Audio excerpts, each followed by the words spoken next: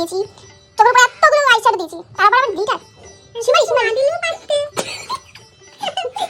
এবার আইলাইনার টিপটা কত সোজা করেছি এটা দেখো। খুব উপকার করেছে দিদি, এই জীবনেও ভুলতে পারবো না। আর লিপস্টিক